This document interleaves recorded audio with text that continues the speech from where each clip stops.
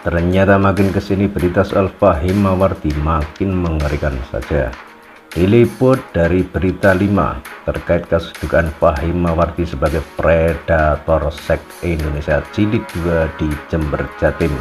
Mendapat komentar dari Panglima Nahdien Bergerak atau Nabrak, yakni Firman Syah Ali, aktivis NU yang pernah dituduh sebagai keturunan PKI oleh Kiai Sekte 212 itu meminta aparat penegak hukum ekstra waspada dan teliti.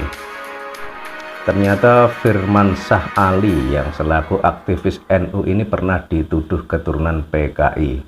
Berarti benar kalau banyak yang komentar bahwa Fahim Mawardi ini selain suka memfitnah-fitnahkan, suka menyesat-nyesatkan sama umat Islam, ternyata juga gemar menuduh tanpa alasan. Lawang jelas Firman Syah itu aktivis NU kok dibilang keturunan PKI. Ini kan kadrun banget. Padahal pada masa pemberontakan PKI waktu itu yang berjuang mati-matian melawannya adalah orang NU. Dan misal keturunan PKI, memangnya kenapa? Kan PKI itu sudah bubar dan resmi dilarang di Indonesia. Jadi kalau misal masih ada keturunan PKI, ya biar saja, wong mereka lahir cuma mengikuti takdir Tuhan. Lewat jalur mana mereka akan dilahirkan. Dan hal itu tidak salah. Yang tak boleh kan menyebarkan paham PKI atau mendirikan partai PKI.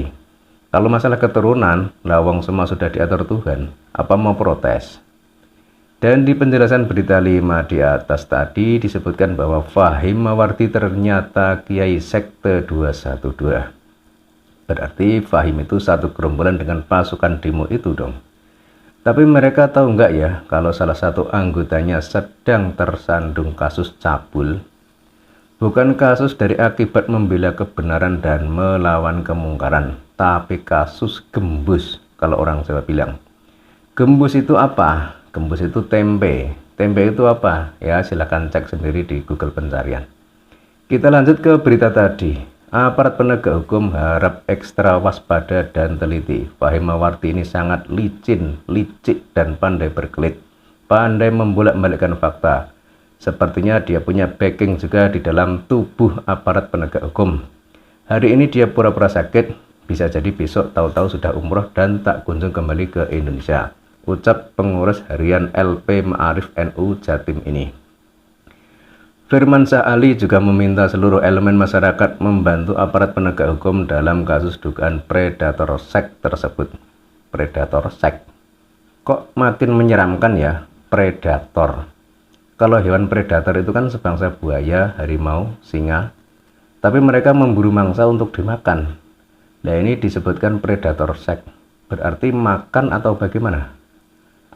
Terserah Anda menerjemahkannya bagaimana. Walaupun ini masih dugaan, tapi masyarakat pecinta persatuan bangsa dan persatuan Islam harap serius membantu langkah-langkah aparat penegak hukum, terutama dalam mensupport mental para saksi. Lanjut aktivis yang oleh Gus Yakut pernah dijuluki sebagai ketua GP Ansor Dunia Maya ini.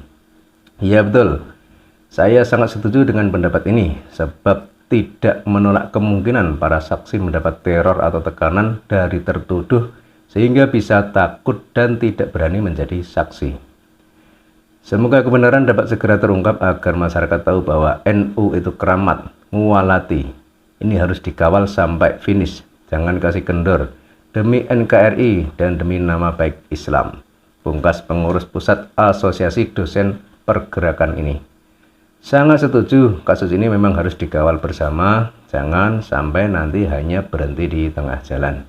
Kasihan para korban, kasihan orang tua korban, dan mereka masih remaja, masih punya harapan untuk masa depan berkeluarga, masih punya keinginan kelak punya suami, punya keinginan kelak punya anak, punya keinginan membangun rumah tangga di tengah-tengah masyarakat. Jangan sampai kasus ini tidak tuntas karena nanti akan menimbulkan beban mental yang tak terlupakan bagi para korban. Menurut Kanit Perlindungan Perempuan Anak atau PPA Satreskrim Polres Jember, Ibtu Diah Vitasari, seperti dikutip Detikcom di Mapolres Jember hari Kamis tanggal 5 bulan 1 2023, bisa diterapkan dengan pasal 284 KUHP dengan ancaman 9 bulan penjara, katanya. Namun karena korban yang merupakan para santriwati di bawah umur, maka sang kiai bisa dijerat dengan pasal pencabulan terhadap anak di bawah umur. Tapi karena mempertimbangkan santri-santrinya masih di bawah umur, maka disarankan nanti ada tambahan ancaman Undang-Undang Perlindungan Anak, melakukan tindak pencabulan persetubuhan terhadap anak di bawah umur dengan ancaman 15 tahun penjara. Terang Vita.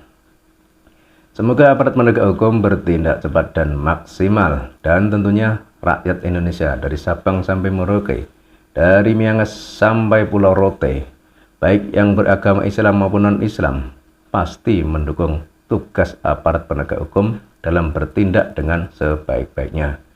Kita tunggu perkembangan selanjutnya. Dan bagi teman-teman yang menonton channel ini, silahkan tuliskan unek-unek Anda di laman komentar. Cukup sekian dari saya dan salam waras.